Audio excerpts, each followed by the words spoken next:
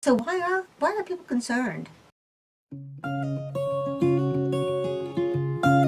Hundreds and hundreds of studies have shown that Roundup does not cause cancer in animals and in humans. There was one study done back in March of 2015 by the World Health Organization, the WHO, that showed that Roundup was a probable carcinogen. Then later, in November of the same year, there was another European study done.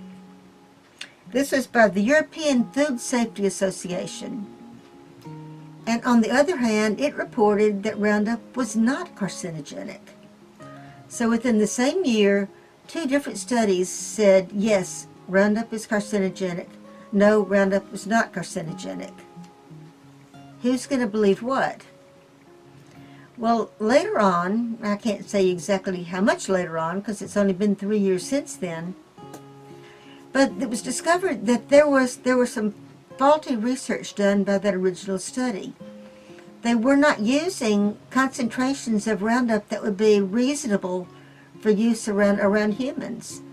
They were using such vast dosage of Roundup that it's very, very possible that it would cause cancer. This isn't something that I've just found on the internet and that I'm believing what I've read. This is, as my ex-husband said, this is a true fact. It's a true fact, Jack. Roundup is less toxic than table salt or baking soda, either one. In vast doses, a lot of compounds are carcinogenic.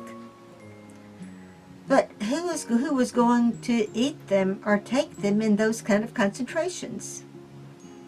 People who use Roundup generally don't use it every day and in strong doses. However, when I worked for the seed company, I mentioned having worked for a seed company that worked on GMO seeds, the workers in the compound where I worked would spray Roundup around the buildings to kill the weeds.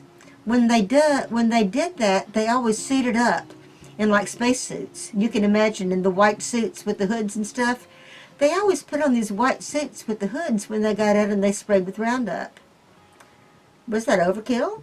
Or were they just protecting themselves? Or did they believe Roundup was toxic or not? I can't tell you that. I'm sorry. The battery just went dead in my camera and I replaced it, and now I don't know if I'm exactly the position I was before. But let's continue. So this past year, the jury found in favor of this man who had sprayed Roundup on the job 30 or more times per year and developed non-Hodgkin's lymphoma. Now, as I mentioned earlier, hundreds and hundreds and hundreds of studies have shown that Roundup is not carcinogenic.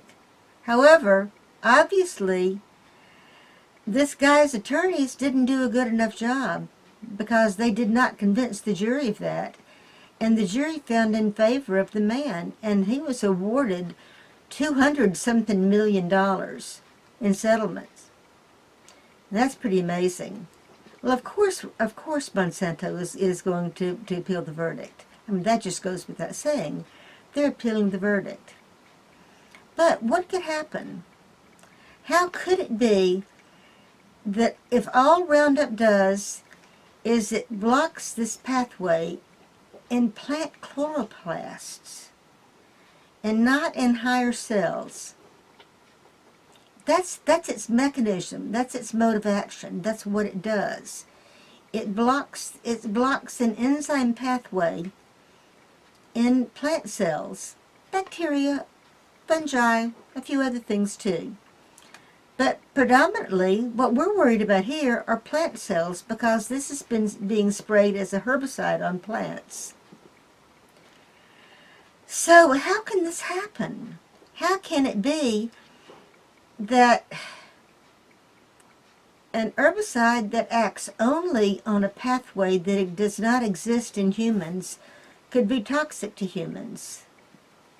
Now that's something hard to wrap your head around. I mean, do you believe it? Do you not believe it? I think there are probably more people that don't believe it than do believe it. There's a lot of studies online. If you look online, you can find anything to prove anything. A lot of studies that show it's not. More studies show it's not. But there's a lot of watchdog groups that are anti-GMO groups that are going to tell you that none of these other studies are right. I mean, it's like one side says one thing, other side says something else. Who do you believe? All I'm doing is giving you the facts, and I'm going to let you make up your own mind on this. I'm not going to tell you what I believe or what I don't believe. That's not fair. I don't want to influence anybody and bias you with my own beliefs. But let me give you some examples, and we'll think about how this might work. Now, have you ever heard of dual function drug? I can't say this. Have you ever heard of dual function drugs? They're drugs that have more than one effect. See, what about aspirin? Think about aspirin. Aspirin has been in use. How long has aspirin been in use? I'm not talking about bare aspirin that you get in a bottle. I'm talking about willow bark tea. Willow bark tea. We know that herbal remedies use willow bark tea to reduce inflammation and fever. Well, willow bark tea contains salicylic acid, and salicylic acid is what is aspirin. So essentially, when you're drinking willow bark tea, you're taking aspirin. Well, what else does aspirin do? Aspirin reduces fever, it reduces pain, it reduces an inflammation. You take it for a headache. You take it if you have an infection. You take it if you've got fever. It does those three things. What else does it do? What else does it do? Cardiologists recommend taking aspirin as a blood thinner. It keeps platelets from clumping and prevents clogged arteries. What else does it do? Have you ever heard of a disease called Reye's syndrome? Do you know why young children should not be given aspirin? We know that since the 70s, perhaps, even before that, perhaps, I don't remember exactly when, a long time. Well, before then, children were given aspirin. That's why the orange-flavored aspirin was called children's aspirin, because they flavored it with an orange flavoring to make it palatable for children. Well, it was discovered. Well, first of all, let me tell you what Reye's syndrome is. Reye's syndrome is something that can happen after a viral infection, and it causes inflammation of the brain and inflammation of the liver, and it can be fatal. Well, aspirin can catalyze that effect. It can make it happen easier. That's not saying aspirin causes it, but it makes it happen more frequently. And that's why aspirin is no longer recommended for use by children, because this happens more often in children than anybody else. In fact, I had a friend when my children were young. When my kids were little, I had a friend whose baby died of it. And she had chicken pox or the flu or something, and the mom had given her aspirin to treat the fever. And she died of Reye's syndrome. And that was a terrible, terrible, terrible thing. So here's a drug that's been used for hundreds, if not thousands of years to treat fever and inflammation. And it can kill you.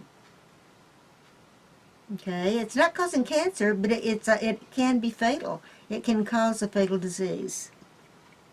Okay, what's another one? I've got a list here. I've got a list of 8 or so. I'm not going to give you all of them. There's another drug called atenolol. Atenolol. And it's used to treat angina, chest pain. And it also reduces high blood pressure. Well, what does this do? That's what the main prescribed function of it is. Well, another thing it does is it reduces anxiety. And it's given for people to reduce stage fright. So it's an anxiety reducer. It blocks, what does it block? It blocks, somehow or another blocks the effect of adrenaline. And that's the same drug that's used, okay, so it's used to treat angina and reduce high blood pressure. It's a blood pressure medicine. Okay, here's another one. I take gabapentin. Gabapentin treats nerve pain, and I have a back problem that causes nerve pain. So gabapentin is one of the drugs that I take for my nerve pain. Well, gabapentin, that's the primary uses for gabapentin, but it's also used to treat shingles. Gabapentin is used to treat shingles, and it also stabilizes mood disorders. So so far I've given you 3 different medications that have more than one use. There's the primary use that it was originally intended for, and there's 3 other uses. Let me give you some more. Okay, here's another one. It's called minoxidil. Minoxidil. It's a blood pressure medicine. Do you know what else it does? It's also marketed under the name Rogaine. It causes growth. Male pattern baldness, female pattern baldness. Rogaine is prescribed to regrow hair. But it's a blood pressure medicine. Last one we probably heard of is called sildenafil. Sildenafil. Okay. It treats the narrowing of arteries. It's called pulmonary arterial dysfunction. Narrowing of arteries. It's also marketed, it's Viagra. So here, a whole list of drugs. One more. I'll give you one more. And I don't know what the chemical name of it is, but it's a drug that's used to treat glaucoma. It reduces pressure within the eyes caused by glaucoma, prevents blindness. Well, the doctors discovered that patients who were using this drug their eyelashes were growing back fuller and darker, as a side effect of this glaucoma drug. Well, this glaucoma drug is now marketed under the name Latisse, and it's sold by dermatologists to regrow eyelashes. You may have heard about that. So there's a whole list of different medications that have one primary use, but that's not the only thing that they do. So is it so hard to believe that though glyphosate primary use is to block this pathway, is it so off the wall to believe that there may be another function that glyphosate might have? I don't know.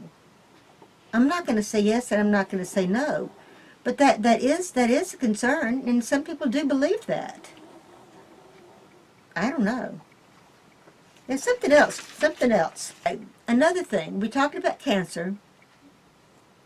We talked about the possibility of the glyphosate having more than one function. But there's another concern, and this isn't, this is a concern that a lot of people do. You'll read about this. If you look it up on the internet, I mean, you can find anything, like I said, you can find anything if you look it up on the internet. But what this is, these are people who believe that glyphosate may actually substitute for glycine in building proteins. Just because there's this phosphate group attached to it, it's similar enough in structure to glycine that it's so far-fetched to believe that the cells may actually use it in manufacturing proteins. And when they do that, that protein's faulty. That protein does not have the formation or the structure that it should, and so it doesn't act right. And so these are the groups that believe that, autism And what are some of the other ones? ALS, Lou Gehrig's disease, and several other diseases may be caused by this. Is it so far-fetched to believe that glyphosate will not bind and make the proteins, and then cause a faulty protein that doesn't fold the way it's supposed to? I don't know the answer to that. I really, really don't know the answer to that. There is strong, strong disapproval. Many, many, many people say absolutely not, that is absolutely not going to happen. But then other people say, of course it does. So who do you believe? So this is time for you to do your own research, do your own homework. I can't tell you what to believe. All I'm doing is telling you what is Roundup, how does it work. And I've told you that. Roundup blocks an enzyme pathway in cells, including plants that have chloroplasts. We do not have chloroplasts, so it's not going to have that function in us.